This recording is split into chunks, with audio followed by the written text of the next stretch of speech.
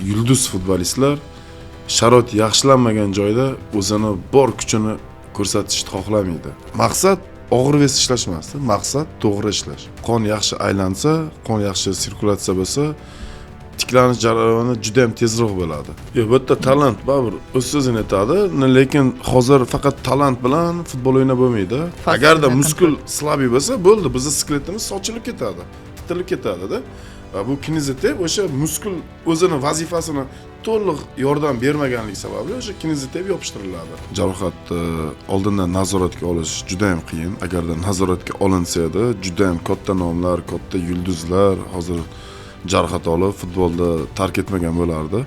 Сегодня у нас bugungi mehmonimiz Islom Musulmonov, sportchilarning jismoniy tayyorgarligi va reabilitatsiyasi bo'yicha mutaxassis, shuningdek O'zbekiston milliy futbol terma jamoasi murabbiylar shtabi a'zosi. Ma'lumki, O'zbekiston milliy terma jamoasi o'z tarixida ilk bor 2026-yilgi FIFA Jahon chempionati yo'llanmasini qo'lga kiritdi va Amerika Qo'shma Shtatlari, Kanada hamda Meksika mezbonlik qiladigan mundialda ishtirok etadi. Umid qilamizki, bugungi suhbatimiz nafaqat futbol muxlislari, balki sportga qiziquvchi barcha tinglovchilar uchun ham qiziqarli va foydali bo'ladi. Avvalo, tomoshabinlarimiz uchun o'zingiz haqingizda qisqacha gapirib bersangiz, sportchilarning jismoniy tayyorgarligi va reabilitatsiyasi sohasiga qanday kirib kelgansiz? Bu kasbni tanlashingizga nima turtki bo'lgan? Assalomu alaykum. Avvalambor M-Fitness kompaniyasiga katta minnatdorchilik bildiraman. Taklif uchun kattakon rahmat. Savolga keladigan bo'lsak, bu sohaga kirib kelishim, shunaqa professional futbolchilar bilan ishlashim boshlanishi Koreyada o'rganganman, o'zi bu ishni reabilitatsiya jarayonida koreyslarni metodikasidan olganman.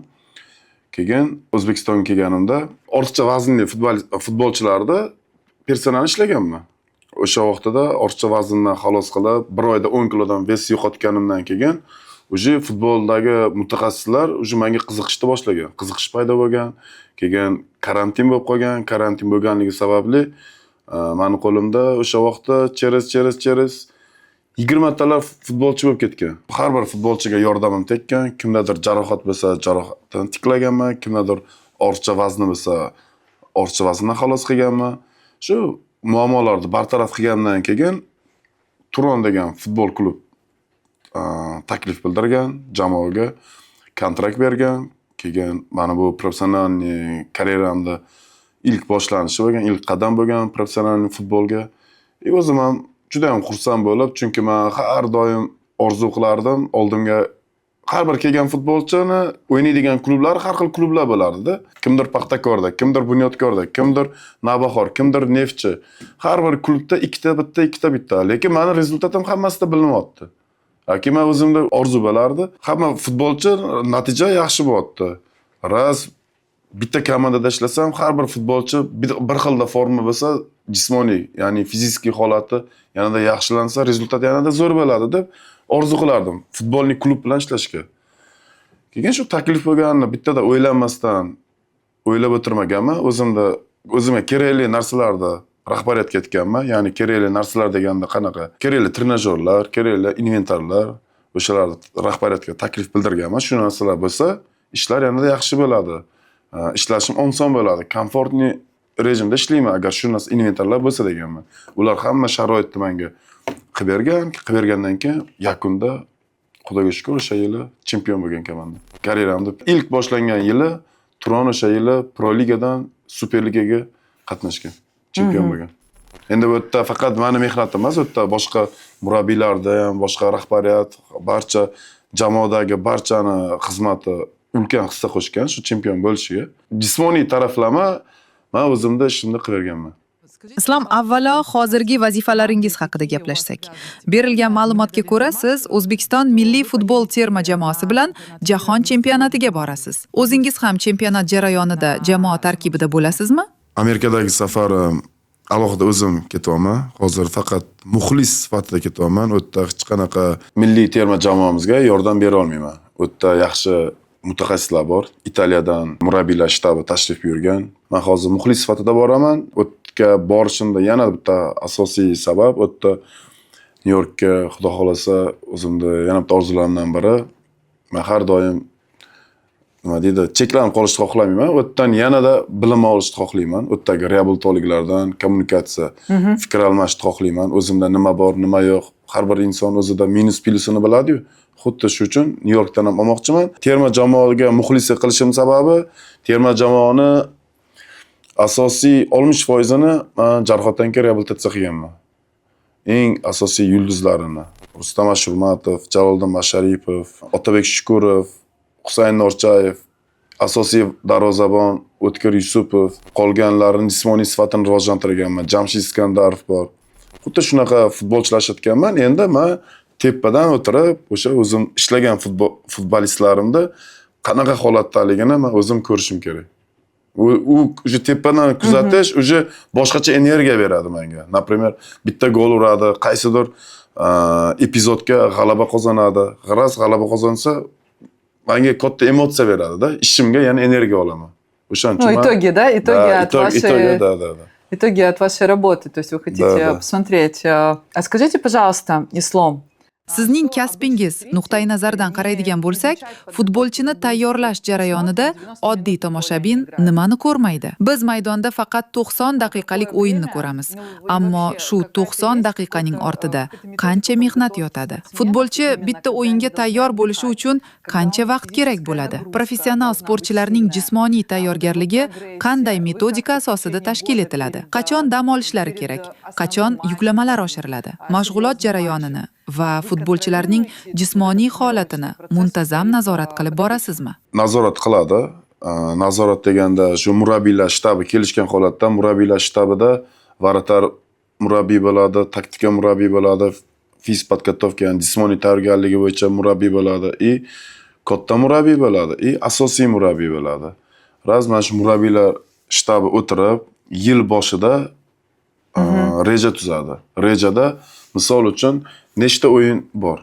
Bir yilda, bitta sezonda 24 ta o'yin bo'lsa, misol uchun, o'sha o'yindan kelib chiqib, sikllarni ko'tarish, tushirish, o'sha jismoniy holatini nazorat qilish, bu yerda sport oziq-ovqati, keyin o'zini ovqatini to'g'rilash, kerakli, например, kimdadir kuchkam, yakka tartibda shug'ullanib, shu jismoniy sifatini to'g'rilash kerak bo'ladi. Chunki umumiy jamoaga, например, klubga bir xil narsa qilib bo'lmaydi-da. Kimnidir kuchi ko'p bo'ladi, kimnidir kuchi kam bo'ladi. Masalan, 4 ta 5 ta bola uchun butun jamoaga fizik nagruska beraversa, travma ko'payib ketadi komandaga. Chunki mushaklarga, shu muskullarga toliqish paydo bo'ladi-da. Ras toliqishni evaziga katta nagruskadan keyin yirtiladi yoki uziladi, svязкаlar. Shundan kelib chiqib, bu yerda asosiy nima? Eng aybdor jismoniy sifatni rivojlantiradigan murabbiyning bo'yniga qoladi. Chunki agarda jismoniy sifatni rivojlantiradigan murabbiy yaxshi murabbiy bo'lsa, o'sha mavsumda jarohat olgan futbolchilar juda kam bo'ladi. Agarda jismoniy sifatni rivojlantiradigan murabbiy xohlaganini qildirib, kelganini beraversa, qanaqadir jarohatlar ko'payib ketadi. Katta yuklama, ko'proq trenovka qilish degani bu to'g'ri yo'l emasda. Travmalar ko'payib ketadi. Anaqa o'sha sifat ketadi-da, pastga tushadi. Keyin undan to'g'rilash uchun plyuslar o'sha yaxshi vaqtda tiklanib qolmaydi, yuraklar. O'shandan kelib chiqib uyqu yaxshi bo'lmaydi. 1 oy, 2 oy mana shu mavsum oldi, o'sha tayyorgarlik vaqtida bu narsalar reja qilinadi. Какое количество... Aytingchi, sizningcha jahon chempionatida muvaffaqiyatli o'ynash uchun futbolchida qaysi sifat eng muhim? Aksariyat aytadigan bo'lsam, ism familiyasini aytib beraman. Birinchi ochratda mana bu terma jamoani stikovoy o'yiniga, jahon chempionatiga chiqish uchun men o'zim uchun ham qanaqadir ishimdan mazza qilgan joyim bu Jaloliddin Masharipni reabilitatsiya qilganim bo'lgan. Chunki Eronga borganman uni oldiga. Eronga borib, gruppadan chiqish uchun o'sha yig'ilishimiz kerak bo'lgan. Orada 1,5 oy vaqtimiz bor edi. Shu 1,5 oy ichida Jalolni qaytarishim kerak edi. Shu Eronga borib, sonda orqa qismidagi bog'lamlarni reabilitatsiya qilib qaytarganman. O'sha 10 kun narida ishlab, Eronga 10 kun ishlaganman, qolganini onlayn kontrol qilganman. Onlayn kontrol qilib ishlaganimizda, keyin Xudoga shukr, Jalol qaytib o'sha gruppadan chiqishga katta ulkan yordam bergan. Shunisi bilan esda qolgan, shu endi eng kerakli vaqtga xuddi qanaqadir kerakli vaqtga sizga qanaqadir kimdir yordam bersa esingizda qoladi. Xuddi chunki Jalol ham o'sha gruppaga chiqish nimasi, gruppadan chiqishiga yordam berishi 50-50 edi, aniq emas edi. Aniq emas deganim, o'zini sog'ligini, o'zini sportini formasini hali to'liq bilmasdi-da o'zi. O'shaning uchun uni yordam bergandan keyin o'zimga ham qanaqadir juda xursand bo'lganman. Juda ko'plab muxlislar rahmat etgan shu ishim uchun.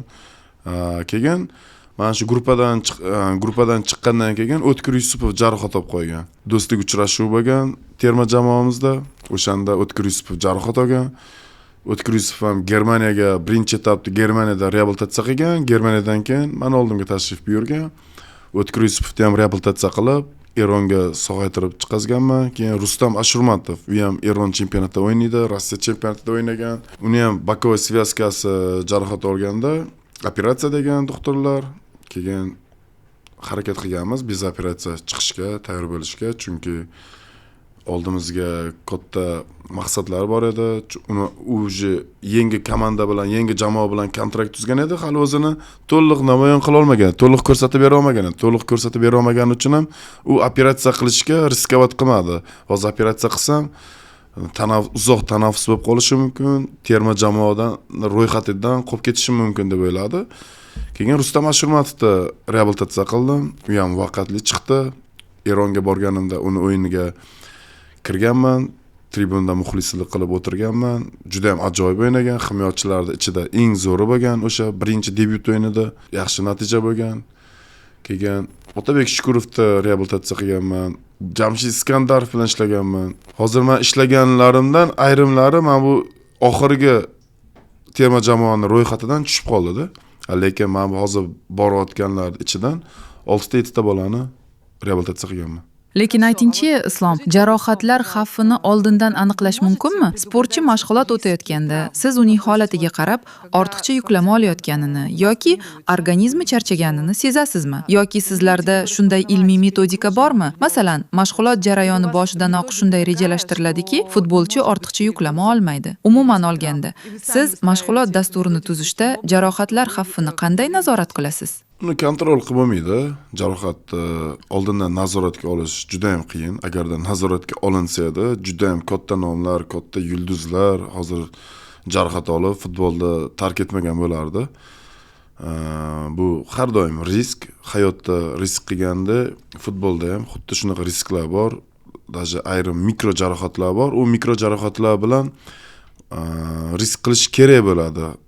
Nima uchun? Chunki uni o'rnidan o'ynaydigan futbolchi ayrim vaqtda bo'lmay qoladi, ayrim pozitsiyada, misol uchun hujumchini olaylik, hujumchi mikro jarohat olganda asosiy hujumchi, zamena hujumchi может undan oldingi o'yinga krasni olib chiqib ketgan bo'lishi mumkin. Keyingi o'yinga qatnashish mumkin bo'lmasligi mumkin. Keyin trener murabbiy majbur bo'ladi o'sha hujumchini yana o'ynatishga majbur bo'ladi. Agarda o'yinchi o'sha pozitsiyada o'yinchi bo'lmasa. Keyin o'sha hujumchi o'sha risk qilishga majbur bo'ladi. Risk deganda endi mikro jarohatlar bo'lsa, через bol o'ynab bera oladi. Lekin ayrim bog'lamlar bor. Bog'lam deganda ozgina yirtilishlar nadrif bo'ladi. O'shani o'sha riskovat qilib bo'lmaydi. Chunki u yana katta yirtilib yoki katta uzilib ketishi mumkin. Karyeramda shunaqangi hodisa yuz bergan. 23-yil Qo'qon futbol klubida ishlab yurgan paytimda darvozabon jarohat olgan, darvozabonga aytganman, bugun mashg'ulotga qatnashmagan, bugun senga dam, 3 kun 4 kun dam olishing kerak, keyin UZI или MRTdan keyin men xulosa chiqazaman, keyin nima qilishni o'ylab ko'ramiz deganman. Yo Islom aka, bugun holatim yaxshi, men chiqib mashg'ulotga qatnashishim kerak, ishtirok etmasam bo'lmaydi, ortiqcha vazn olyapman. Yo dedi. Har bir inson o'zini holatini o'zi yaxshi biladi, o'zi yaxshi tushunadi. Masalan, dunyodagi eng zo'r professor, dunyodagi eng zo'r ortoped yoki reabilitolog bo'lsin, baribir odamni o'zidan so'rab ko'radi, seni holating qanaqa. Shundan kelib chiqib, o'zini keyin fikrini bildiradi-da. Men o'shanga aytganman, mashg'ulotga qatnashmagan degandan keyin, yo deb qatnashgan. Bo'ldi, endi o'zida xohish bor. Значит, uni holati yaxshi bo'lsa kerak. O'zi xolavotdi deganmanda, xo'p, chiqqan, keyin sonda oldi qismidagi bog'lam uzilib ketgan. O'shancha oldindan buni nazorat qilib bo'lmaydi. Скажите, Iltimos пожалуйста, aytingchi, Ислам, milliy сборная jamoa России 10 kundan keyin 3 ta матча o'yin в o'tkazadi. Мексике, Meksikada, Hyustonda va Atlantada. Bunday zich grafik futbolchilarning organizmi uchun qiyin emasmi? 3-4 kundagi bo'ladigan o'yinlardan futbolchilar noliydi. O'sha yaqin bo'lgani uchun ko'plab futbolchilar shunaqa mushaklar tayyor bo'lmaganligi sababli jarohat oladi. O'shaning uchun bizda bosh murabbiy italiyalik Cannavaro o'sha etapga tayyorgarlik ko'rish uchun bizda ichki chempionatimizda har 3 kunda o'ynatadigan qildi. Har 3 kunda o'ynadi. Futbolchilar bunga adaptatsiya qildi. Endi aytishingiz mumkin, xo'p, bu ichki chempionat, legioner futbolchilar undaqa bo'lmadi-ku deyishingiz mumkin. Legioner futbolchilar chetda katta yuklama bilan ishlaydi. Chunki hujumchimiz, terma jamoamiz sardori Eldor Shomurodov Turkiya chempionatida o'ynaydi. Turkiya chempionatida ham jismoniy sifatga juda katta urg'u beradi.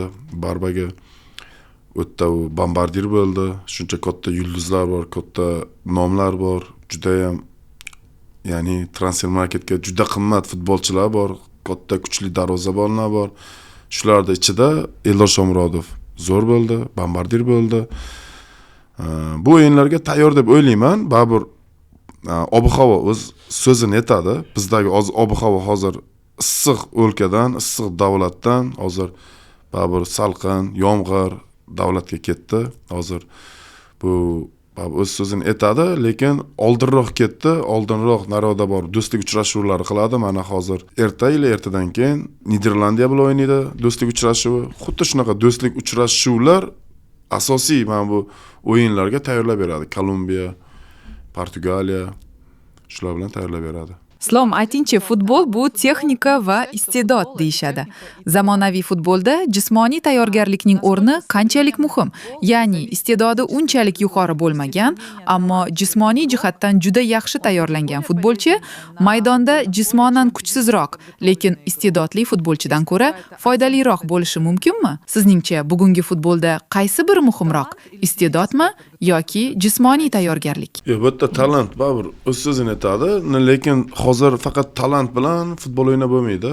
Chunki avvallari talantlar bitta o'zi borib gol urib kelaverganda, hozir jamoaviy o'yin, hozir bitta futbolchi o'ynamaydi. Komanda o'ynaydi. Yutsa ham komanda, yutqizsa ham komanda. Avval bitta talant bo'lgan futbolda ichida Maradonani o'zi borib qaysidir yili hozir eslolmayman, Argentina jahon chempioni bo'lganda, Argentina bo'lmaganda Maradona jahon chempioni qilib qo'ygan. Bitta o'zi chempion qilib qo'yganda. Hozir aytmoqchiman, faqat talantlar bilan emas, hozir futbol jismoniy sifatda ustida qurilgan futbol.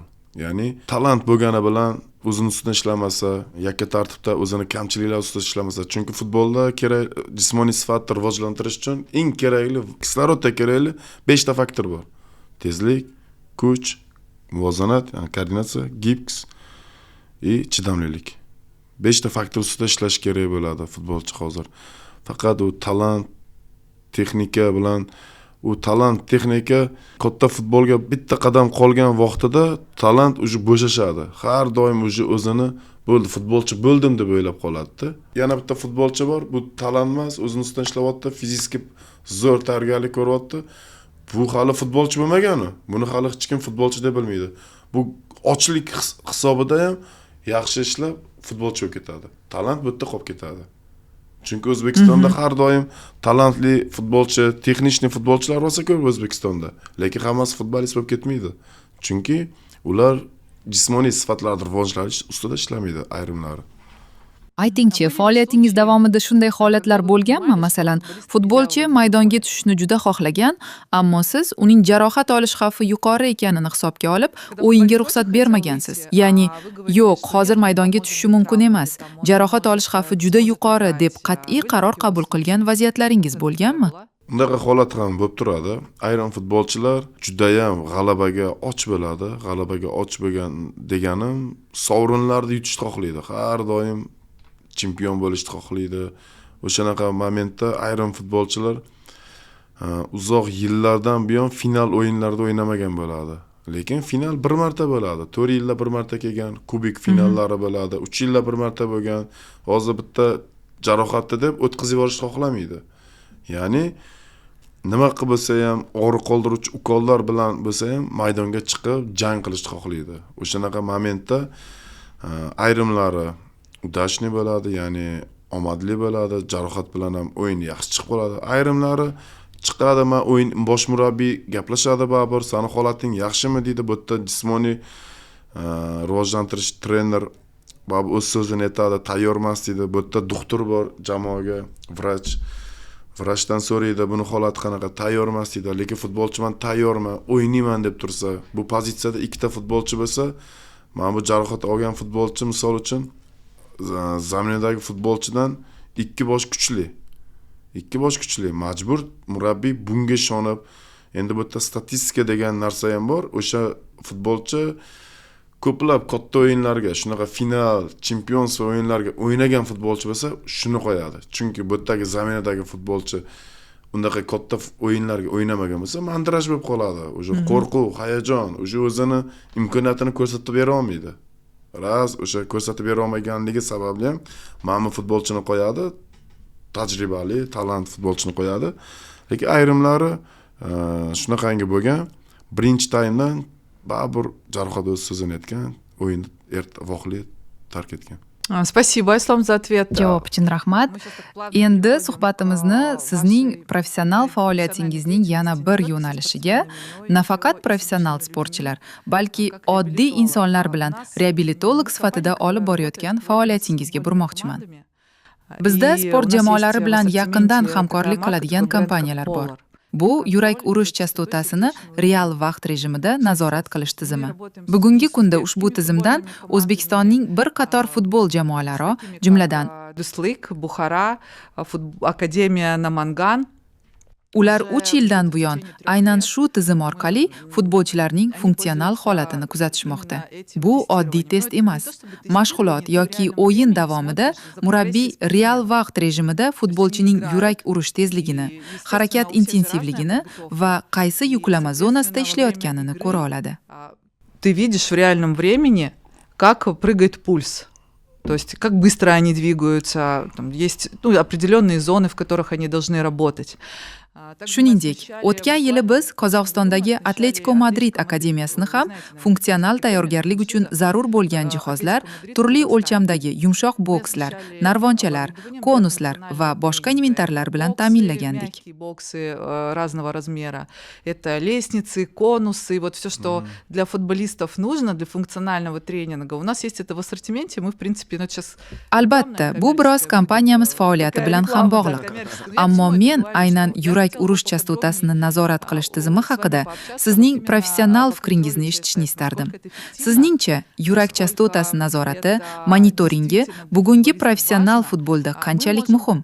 Bu tizim futbolchining tayyorgarligini boshqarish va mashg'ulotlarni to'g'ri rejalashtirishda qanchalik samarali? Biz kompaniya sifatida bu mahsulotga asosan sotuvlar va litsenziyalarning uzaytirilishi orqali baho bera olamiz. Tizim onlayn ishlaydi.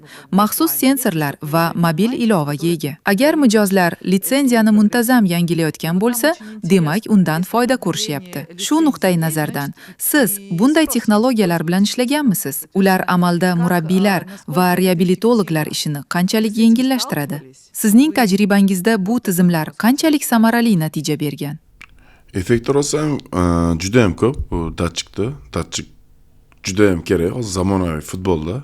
Chunki hozir zamonaviy futbolda uni holatini ko'rish uchun boya aytdim-ku, ayrim futbolchilar o'zini yaxshiman, o'ynayman deb aytadi, lekin u ya'ni manaka holati, например, qizil yonib qo'ygan, yuguryapti, yaxshi yugurmayapti, yurakda tiklanish jarayoni sekin bo'lyapti degan narsani ko'rsatib turadi datchik. Kim ko'p yuguryapti, kim kam yuguryapti. O'shani murabbiyning ishini osonlashtirib beradi-da datchik. Datchik shu uchun kerak bo'ladi. Tavakkal ish qilmaydi. Chunki o'zi kompyuterda ko'radi. Datchikda o'zi barcha futbolchilarda o'zi holati ya'ni ko'rinib turgan bo'ladi-da. Shundan kelib chiqib murabbiyning ishi osonlashadi. Masalan, qanaqa oshpazda kerakli narsalari bo'lsa, ovqatni tezroq tayyorlab qo'yadi-yu, xuddi shunaqa sabzavotlar va hamma narsa tayyor bo'lsa, o'zi ovqat tayyorlash ham osonroq bo'ladi. Murabbiy ham xuddi datchikni ko'rsa, uni holatidan kelib chiqib, keyingi rejalarini bemalol qila oladi-da. Ha, siz bu ma'lumotlardan keyinroq qanday foydalanasiz? Ya'ni bunga asoslanib keyingi mashg'ulot metodikasi quriladimi? Protokol tuziladimi? Siz sensorlarni ko'rib, sportchi hozir qaysi zonada ishlayotganini ko'rasiz. Shundaymi? Pik zona ham bo'ladi. Keyinchalik shu raqamlar asosida qandaydir xronologiya yoki statistika to'planadimi? Yo'q, masalan, men nima demoqchiman, datchikda o'yin bo'lyapti bugun, ofitsial o'yin bo'lyapti.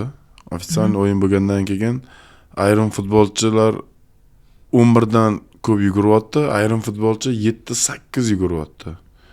Uni keyingi o'yinga ham barcha futbolchilar bilan uni jismoniy holati bir xil bo'lishi uchun uni individual o'zi yugurtiradi. Jismoniy sifatda ko'rsatadigan trener shu datchikdan kelib turib yugurtiradi. Agar o'zi datchik bo'lmaganda hammani kam o'ynaganlarni bir xilda yugurtirib qo'yish mumkin edi. Ras kompyuterda ko'radi, kompyuterdan uni necha kilometr yugurgandan kelib chiqib, dastur tayyorlaydi. Bu yerda umuman o'ynamagan futbolchilar bo'ladi, 20 minut o'ynagan futbolchilar bilan, 30 minut o'ynagan futbolchilar bilan hammasida ko'rinib turgan bo'ladi. Necha kilometr yuguryapti. O'sha holat datchikda shunisi komandaga katta yordam beradi. Bo'lmasa, jismoniy holatini bir xilda ushlab turish juda ham qiyin bo'ladi, chunki hamma futbolchi, ayrim futbolchilar uyda yashaydi, uyda qanaqa rejim qilishini murabbiyga qorong'u bo'ladi. O'sha faqat maydondagi holatidan kelib chiqib ish qiladi-da, trener rejim tuzadi. Nаш канал смотрит. Umid qilamanki, nafaqat O'zbekistonda, balki Qozog'istonda ham mashhur bo'lamiz. Известными все будут смотреть наш канал, но еще и в Казахстане. Bizni sport klublari, fitness markazlari va operatorlar ham kuzatadi. Aytganimdek, biz Qozog'istondagi Atletika Madrid akademiyasini jihozlaganmiz. Bu mashg'ulot markazi bo'lib, bu yerga turli federatsiyalarning sportchilari yig'iladi. Faqat futbolchilar emas, balki boshqa ko'plab sport turlari vakillari ham shu yerda mashg'ulot o'tkazadi. Shuningdek, bu yerda Ayba akademiyasi ham joylashgan. Atletika Madrid markazini ham aynan shu hududda jihozlaganmiz. Bu tog'li hudud bo'lgani uchun mashg'ulot o'tkazish juda qulay. Havosi toza, kislorod ko'proq va yuklama organizm uchun tabiiy ravishda kuchliroq bo'ladi. Lekin bizni oddiy tomoshabinlar va havaskor sportchilar ham kuzatadi. Siz professional sportchilarni tayyorlaysiz. Shu bilan birga reabilitatsiyadan keyin oddiy insonlar bilan ham ishlaysiz. Men aynan shu mavzu haqida batafsilroq gaplashmoqchiman. Bugun ko'pchilik fitness zaliga boradi, mustaqil yoki trener bilan shug'ullanadi. Sizningcha, odamlar eng ko'p qaysi xatolari sabab jarohat oladi? Reabilitolog sifatida qaraydigan bo'lsangiz, travmaga olib keladigan eng asosiy xato nima? Endi jarohatlar olishi har xil bo'ladi. Masalan, mana oldimga davlat xodimlari tashrif buyuradi. Juda ko'plab davlat xodimlari ayrim turnirlarda jarohat olgan bo'ladi. Havaskorlar esa o'zi yakka tartibda shu fitness zallarda texnikasini noto'g'ri qo'yadi yoki og'ir ko'tarib qo'yadi. Ayrim sportsmenlar bilasizmi nima? Har xil farmakologiyalarga ishonib, ortiqcha vaznlarda ko'proq oladi. Lekin bilmaydi, eng muhim bu texnika hisoblanadi. Texnika noto'g'rimi, u hech qanaqa yaxshi natija bermaydi. U texnikaga emas, hozirgi ko'plab yoshlar urg'uni, ya'ni nimaga qaratyapti? Og'ir ves ko'tarishga qaratyapti. Og'ir ves ko'tarib u vatanni himoya qilmaydi yoki qanaqadir turnirga qatnashmaydi. Nima kerak unga og'ir ves? Og'ir ves masalan bir vatan sha'nini himoya qilsa ekan, xo'p, mayli harakat qilyapti. Lekin texnikasi noto'g'ri. Texnika noto'g'ri bo'ldimi? Shunaqangi kichkina detallar bor. U kichkina detallarga e'tibor berilmasa, misol uchun oyoqda orqa qismiga ishlayapti. Noto'g'ri ishlayaptimi? Umurtqaga nagruska beradi. Umurtqalar orasida disklar siqilib qoladi, keyin uje grija qiynaydi. Ras beli og'rigandan keyin oyoqda orqa qismlari og'rishni boshlaydi, tizza og'rishni boshlaydi. Keyin uje aybni qatdandir qidirib yuradi-da. Lekin bu o'zi prичина, sabab o'sha texnikani noto'g'ri bajargandan bo'ladi.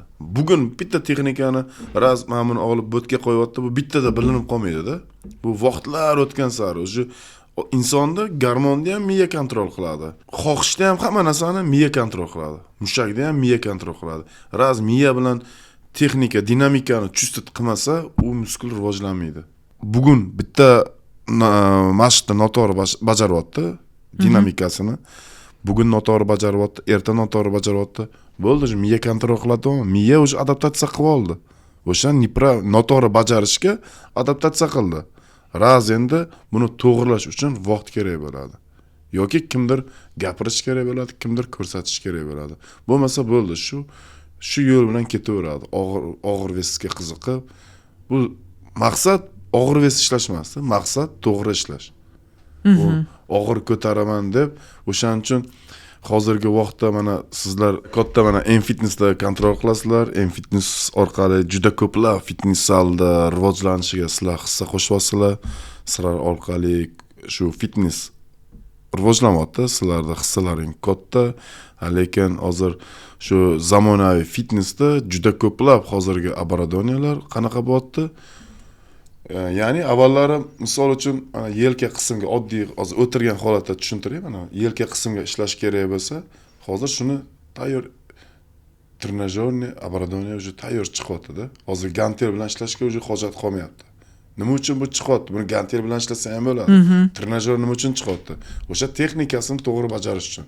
insonlarga yana ham qulaylik yaratish uchun shunaqa chiqazyapti. Bo'lmasa uni chiqazmasdan gantel bilan ham shu ishni qilsa bo'ladi, to'g'risi.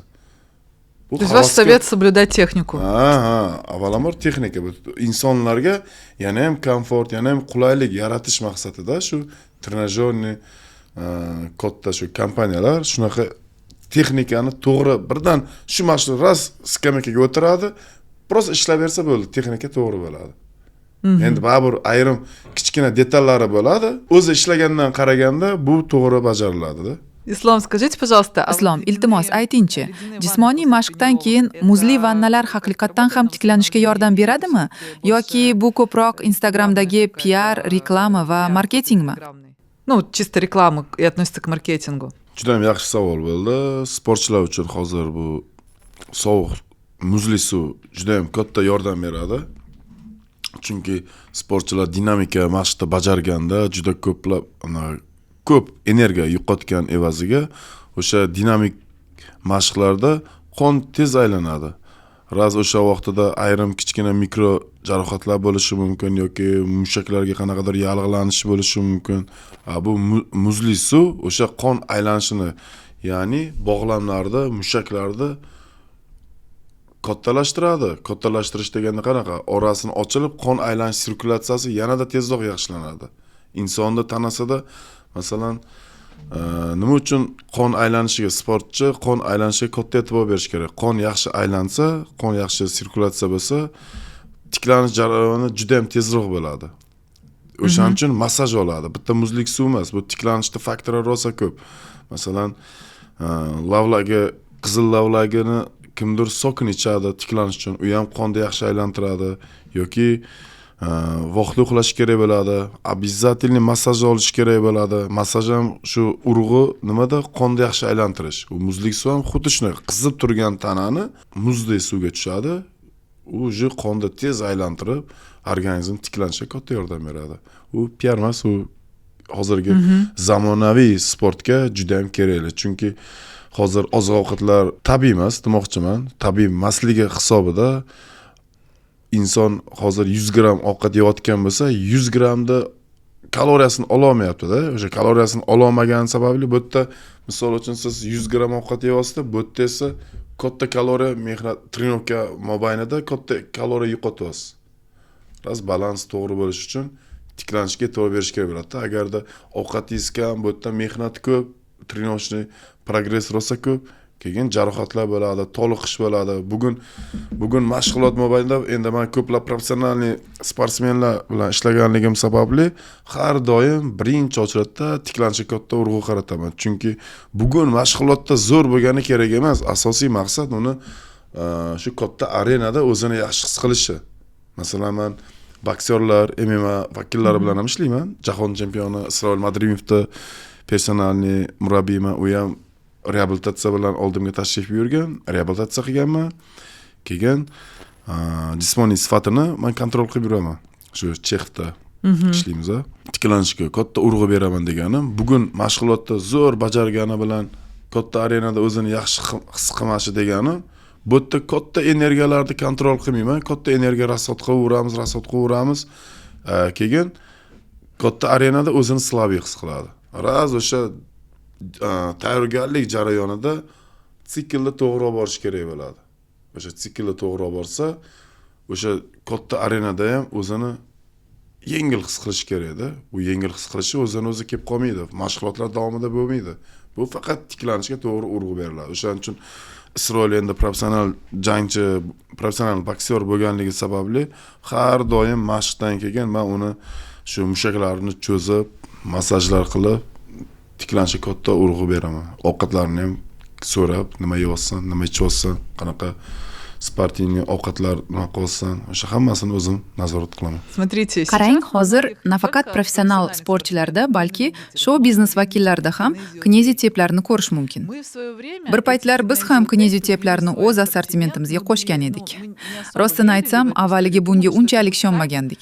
O'ylagandik, bu shunchaki trend bo'ladi, biroz shov-shuv qiladi-yu, keyin yo'qolib ketadi. Lekin bu fikrimiz xato bo'lib chiqdi. Hozir biz Titman brendining kineziteplarni juda faol import qilamiz. Mahsulot sifati yaxshi va ularga talab ham juda katta. Shu sababli kineziteplar assortimentimizdagi doimiy mahsulotlardan biriga aylandi. Endi mening savolim, siz milliy jamoa darajasida ishlayotgan mutaxassis sifatida kineziteplarga qanday qaraysiz? Ular haqiqatan ham natija beradimi? Qaysi holatlarda foydali, qaysi holatlarda esa deyarli samara bermaydi? Umuman olganda, bunga professional nuqtai nazardan qanday baho berasiz? Kinezitep juda ham kerak bo'ladi, sababi ayrim bog'lamlar yirtilganligining evaziga, например, misol uchun sonda bu qismida bog'lam yirtilgan bo'lsa, kinezitepni bo'tdan yopishtiradi, yopishtiradi. U psixologik futbolchini bori, xoh futbolchi bo'lsan, xoh boksyor bo'lsan, xoh havaskor bo'lsan, o'sha kinezitep как будто o'sha ushlab turibdi-da, mana bu bog'lamda. Psixologik o'sha yordam berib turadi. Tizzaga yoki mana bu yelkani bog'lamiga eng o'zi opasniy jarohat bu yelka hisoblanadi. Bu yerda juda ham ko'p muskullar bor. Buni tiklanishi juda ham qiyin kechadi. O'sha momentda og'ir nagruska tushmasligi uchun kinezitep o'zi muskulda vazifasi bu nima uchun? Skeletni kontrol qilish uchun. Muskulda vazifasi, muskulda turishi o'zi shu sustavlarda kontrol qilish uchun. Agarda muskul slabiy bo'lsa, bo'ldi, bizning skeletimiz sochilib ketadi, titilib ketadi-da. Va bu kinezitep o'sha muskul o'zini vazifasini to'liq yordam bermaganligi sababli o'sha kinezitep yopishtiriladi.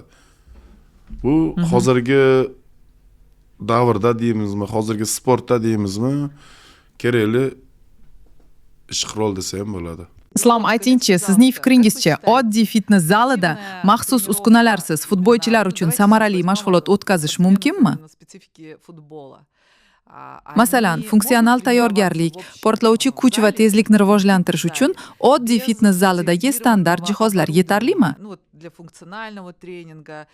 Yoki professional futbolchilar uchun baribir maxsus trenirovka zonalari va aynan shu sport turiga mo'ljallangan uskunalar zarur deb hisoblaysizmi? Набором тренажеров в обычном зале, фитнес-зале, или все-таки им нужно делать какие-то специальные зоны тренировочные с их оборудованием, подобранным для них. Как вы считаете? Hozirgi vaqtga har doim sharoit yaxshilansa, bu natija yaxshi bo'ladi. Bu hozir faqat sharoit bo'lmasdan ham oddiy joyda ham mashg'ulot progresslar o'xshamaydi. Sharoit yaxshilansa, o'shaning uchun mana bizda hozir O'zbekistonda shuncha futboldan natija qilishimizda asosiy sabablardan bittasi bizda O'zbekiston futbol federatsiyasi juda katta pul tikdi, ya'ni shunaqa siz aytgandek futbolni bazani yaxshi tashkillashtirdi. Bu yerda hamma sharoitlar bor. Shu maxsus ish qurollar bor, maxsus shu inventar, оборудование hammasini olib kelganligi uchun ishi yengil bo'ladi. Agar siz aytganingizdek oddiy joyda qilinsa, masalan, ayrim futbolchilar bor. Endi ko'plab men futbolistlar bilan ishlaganligim sababli faqat futbolni misol tariqasida keltiryapman. Futbolistlar, ayrim katta nomlar, ya'ni yulduz futbolistlar sharoit yaxshilanmagan joyda o'zini bor kuchini ko'rsatishni xohlamaydi. Unga chunki atmosfera yoqmagan bo'ladi. Bu futbol, bu psixologiya. Qanaqa qilib atmosfera yoqmayapti, qanaqa qilib o'ynaydi? Chunki bundan 2 yil oldin u juda ham zo'r Yevropaning qanaqadir klubida o'ynaganda, bu yerda o'sha oddiy klubda kelib qolyapti. To'g'ri, qanaqadir variant bo'lmaganligi uchunmi, qanaqadir faktorlar buni shu yerga olib kelgan, pul yoki qanaqadir narsalar bilan kelib qolgan bo'lishi mumkin. Lekin kelgandan keyin bu yerdagi atmosferani ko'rgandan keyin u o'sha darajasini namoyon qilishga bu atmosfera xalaqit beradi. Islom, endi bir so'z ruknini boshlaymiz.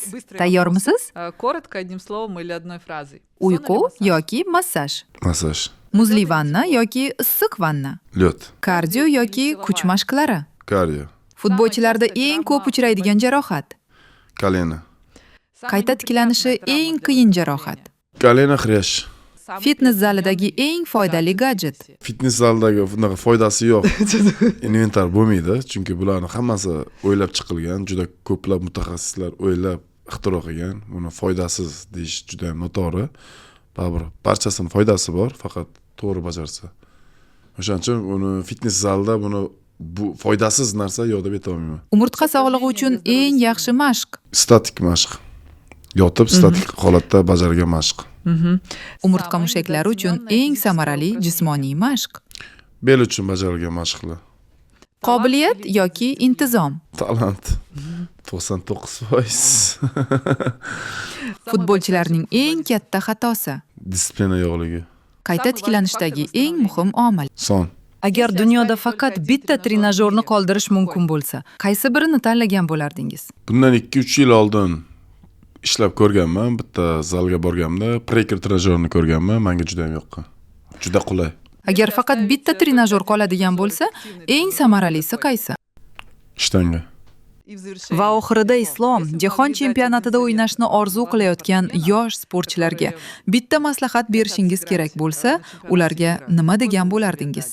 Avvalambor yoshlar o'zini ustida ishlash kerak, o'zini ustidan ishlash kerak deganimda internetda yozib xohlagan mashqni bajarish degani emas, o'zini ustidan ishlash degani. Chunki baribir yakka tartibda uni murabbiy kontrol qilishini sababi qachon dam berish kerakligini biladi murabbiy, qachon ishlash kerakligini biladi. Internetdan ko'rgan narsasi qachon dam olish, qachon ishlash kerakligini aniq toshni aytib bermaydi. Faqat shu upражнениялар chiqadi, ko'rgan upражненияларni qildi degani bu yaxshilandi, rivojlandi degani emas. U uchun avvalambor qarsa ikki qo'ldan chiqadi, murabbiy topib o'zi bilan yakka tartibda ishlash kerak. Hozirdan bitta qaysidir kichkina turnirga borib, futbol o'ynab, bo'ldim, men futbolist bo'ldim deb shu hozirgi holatidan qoniqmash kerak yosh futbolchilar. Yosh futbolchilar katta arenalarda o'ynashni xohlash kerak. O'sha baribir psixologiya nimadirda ko'proq xohlasa, baribir shu narsaga erishadi. O'shaning uchun katta futbolda o'ynashda juda ham ich-ichidan xohlash kerak. Katta jamoani o'sha a'zosi bo'lishni xohlash kerak. O'zini ustidan yaxshi mutaxassislar bilan qo'shilib ishlash kerak. Bo'shashish umuman kerak emas. Bo'shashish deganda Unitedda chempion bo'lib kelgani, u bo'ldi futbolist bo'ldi degani emasda. Islom, bugungi vaqtingizni ajratib podkastimiz mehmoni bo'lganingiz uchun katta rahmat. Bugungi suhbatimiz davomida shuni yana bir bor angladikki, maydondagi 90 daqiqa bu shunchaki o'yin emas. Uning ortida ulkan mehnat, puxta jismoniy tayyorgarlik, to'g'ri tiklanish, intizom va kuchli iroda turadi. Disiplina и талант. Suhbat uchun yana bir bor rahmat. Rahmat sizlarga ham yana bir bor taklif uchun. Yaxshi, ajoyib suhbatlar bo'ldi. Maroqli bo'ldi.